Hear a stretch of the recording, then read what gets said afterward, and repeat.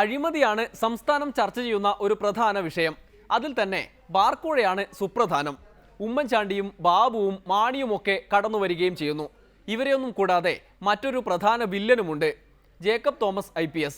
Jacob Thomas തരം കിട്ടിയാൽ ഉമ്മൻചാണ്ടിക്കെതിരെ 2 വർത്തമാനം പറഞ്ഞു കളയും.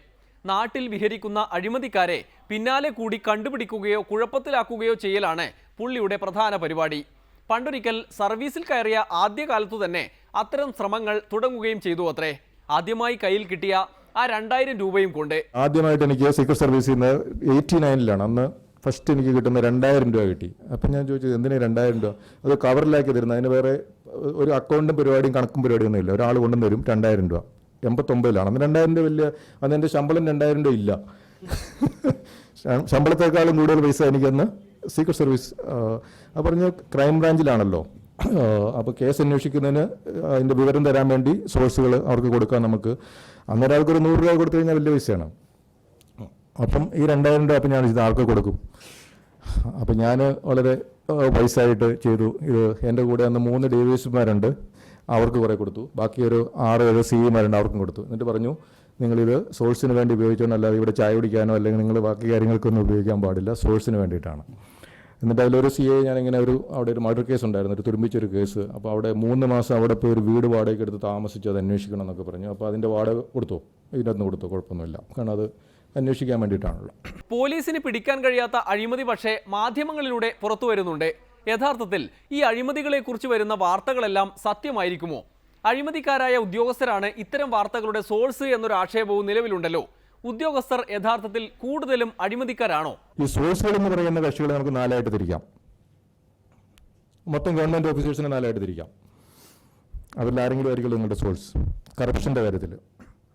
1 ഹോണസ്റ്റ് ആൻഡ് കോമ്പീറ്റൻറ്റ്, 2 പാരാമീറ്റേഴ്സിൽ. 2 honest and incompetent. 3 corrupt and very competent. 3 corrupt and incompetent. ഇതിൻ്റെ പ്രൊപ്പോർഷൻ ഞാൻ വിജിലൻസ് ഇരുന്നപ്പോൾ എൻ്റെ ഒരു അക്കാഡമിക് ഇൻട്രസ്റ്റ് കൊണ്ട് ഇതിൻ്റെ ഒരു പ്രൊപ്പോർഷൻ ഞാൻ സ്റ്റഡി നടത്തി. ഹോണസ്റ്റ് ആൻഡ് കോമ്പീറ്റൻ്റ് ആൾക്കാരെ നമ്മളെപ്പോഴും വിജിലൻസ് കറപ്റ്റ് ആൾക്കാരുടെ പുറകെ പോവുകയാണ്. ഇത്രയും കാലം കറക്റ്റ് ആൾക്കാർ എവിടെ ഉണ്ടെന്ന് പോകുന്നു. അതിന് നമുക്കൊരു മാസം നമ്മളൊരു ഡോസിയറൊക്കെ മെയിൻറ്റെയിൻ ചെയ്യുന്നുണ്ട്, ഓരോ ഡിപ്പാർട്ട്മെൻറ്റിലെ ആരൊക്കെയാണ് കറക്റ്റ്. അപ്പം അത് അപ്ഡേറ്റ് ചെയ്യുക. അപ്പം ഞാൻ ആദ്യം വന്നപ്പോഴും വിജിലൻസ് വന്നപ്പോൾ തന്നെ എൻ്റെ ഏരിയയിലുള്ള ഓരോ ജില്ലയിലുള്ള ഏതൊക്കെ ആൾക്കാരാണ് കറക്റ്റ്, അതിൻ്റെ അപ്ഡേറ്റ് ചെയ്യാൻ വേണ്ടിയൊക്കെ ഞാൻ എൻ്റെ യൂണിറ്റുകളോട് പറഞ്ഞു. അപ്പോൾ കുറച്ച് കഴിഞ്ഞപ്പോൾ തോന്നി, കുറേ വർഷമായിട്ട് ഇത് ചെയ്യുന്നു, ഇവിടെ കറപ്ഷൻ കുറയുന്നില്ല. എന്നാൽ നമുക്ക് നേരെ ഒരു 180 ഡിഗ്രി തിരിഞ്ഞിട്ട് ഈ കറക്റ്റ് ആൾക്കാരുടെ പുറകെ പോകുന്നതിന് പകരം ഹോണസ്റ്റ് ആൾക്കാരുടെ പുറകെ പോകാം. അവരെ ഒന്ന് ഐഡൻറ്റിഫൈ ചെയ്യാം, എന്നിട്ട് അവരുടെ നമ്പർ നമുക്ക് കൂട്ടിക്കഴിഞ്ഞ് കഴിഞ്ഞാൽ മറ്റവരുടെ എണ്ണം കുറയ്ക്കാമല്ലോ. ഒരു ഓപ്പോസിറ്റ് സ്ട്രാറ്റജി. അപ്പോൾ അങ്ങനെ ഹോണസ്റ്റ് ആൻഡ് കോമ്പീറ്റൻ്റ് ഓഫീസേഴ്സ് എത്ര ഉണ്ട് എന്നുള്ള ഒരു സർവേ നടത്താൻ തുടങ്ങി.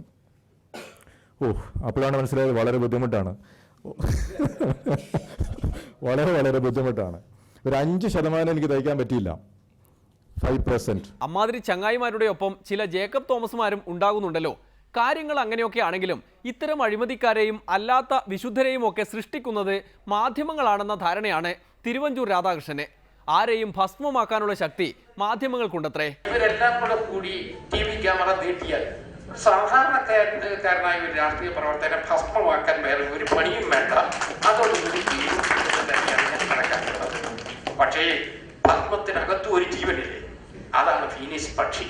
അപ്പൊ അതുകൊണ്ട് അങ്ങനെ ഭസ്മമാക്കിയാലും അതിൽ നിന്ന് ഉയർന്നു പറക്കാൻ കഴിയുന്ന ഒരു ശക്തി ദൈവം ഈ സമൂഹത്തിൽ ഉണ്ടാക്കിയിട്ടുണ്ട്. ഞാൻ പറയുന്നു, നമുക്കിത് നല്ല പോസിറ്റീവായി, നല്ലതിനെ നല്ലതായി തന്നെ കാണാൻ കഴിയണം. നല്ലതിനെ 100% പ്രോത്സാഹിപ്പിക്കണം. തെറ്റിനെ വിട്ടുവീഴ്ചയില്ലാതെ അതിനെ എതിർക്കുകയും ചെയ്യണം. എങ്കിലേ നന്മയും തിന്മയും തമ്മിൽ സമൂഹത്തിലൊരു വേർതിരിവുണ്ടാവും. ഇപ്പം നന്മയും തിന്മയും തമ്മിൽ കാര്യമായ വേർതിരിവുണ്ടോ? വലിയ തിന്മ ചെയ്യുന്നവൻ തന്നെ നന്മയുടെ വക്താവായി രംഗത്ത് വരികയാണ്. അത് വിശുദ്ധനാണ് എന്നുള്ള നിലയിൽ നമ്മൾ അവതരിപ്പിക്കുകയും കൂടെ ചെയ്താൽ ജനങ്ങൾക്ക് അത്ര കൺഫ്യൂഷൻ ആവും. ഉത്തരവാദികൾ മാധ്യമങ്ങളാണെന്ന് തട്ടിവിട്ടതുകൊണ്ട് കാര്യമില്ലല്ലോ. നീതിന്യായ കോടതികളിൽ നിത്യം വരുന്ന കേസുകളും പരാമർശങ്ങളും മാത്രം പോരെ. ഏറ്റവും ഒടുവിൽ ബാർക്കോഴ കേസിൽ തന്നെ പറഞ്ഞത് എന്താണെന്ന് തിരുവഞ്ചൂർ കേട്ടതുമാണ്. ആ വാർത്തകൾ റിപ്പോർട്ട് ചെയ്ത് ആളുകളെ പേടിപ്പിക്കുന്നു എന്നാണോ ഉദ്ദേശിച്ചത്? എന്തായാലും സംഭവം അലമ്പാണ് സാർ. ഇന്നത്തെ ഡെമോക്രസി പൂർത്തിയാകുന്നു.